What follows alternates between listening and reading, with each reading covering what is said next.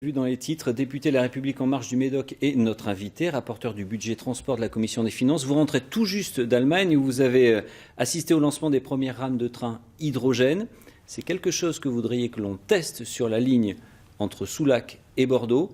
On est dans le domaine du rêve ou c'est quelque chose de possible ? Alors en effet, c'est une première mondiale, ce lancement commercial, parce que la phase expérimentale qui a été faite par Alstom, un fleuron français, tout a commencé à Tarbes, donc au cœur des Hautes-Pyrénées. C'est possible, je l'ai vu hier, et depuis aujourd'hui, les trains circulent avec des passagers de façon commerciale. Ce que vous dites, vous, c'est qu'en gros, il y a eu un contrat État-région de 45 millions d'euros qui a été signé pour rénover les caténaires.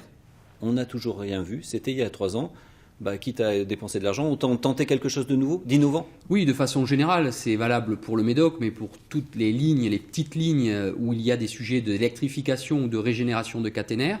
Il s'agit de remplacer cette ligne budgétaire de contrat de plan État-région par du verdissement du parc ferroviaire. Et typiquement, le train hydrogène est intéressant économiquement parce que c'est 4 fois moins cher de passer sur du train hydrogène que d'investir sur une régénération de caténaires.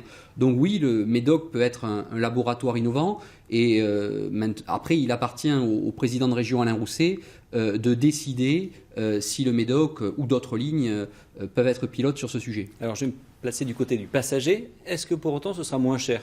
Alors d'abord, du côté du passager, moi qui l'ai testé hier, c'est extrêmement confortable parce qu'il n'y a aucune vibration et c'est le temple du silence ce train.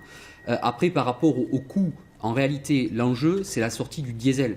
On ne peut pas imposer aux automobilistes la sortie du diesel et continuer à faire comme si rien n'avait changé sur le ferroviaire. 25% des trains sont au diesel.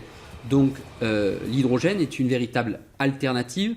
Et le Médoc a quelques cordes à son arc. Les réservoirs hydrogène sont faits en Médoc. Je sais qu'Hydrogène de France à Bordeaux travaille sur les piles à combustible. Donc nous avons un véritable écosystème propice à tout cela en Gironde. Ça veut dire s'inspirer de l'exemple allemand ou ça veut dire développer son propre système ? Ça veut dire en effet tirer tout ce qu'on a de bon du modèle allemand parce que c'est Alstom, c'est un fleuron français une fois de plus qui a réalisé ça en Allemagne. Donc c'est un bel exemple européen.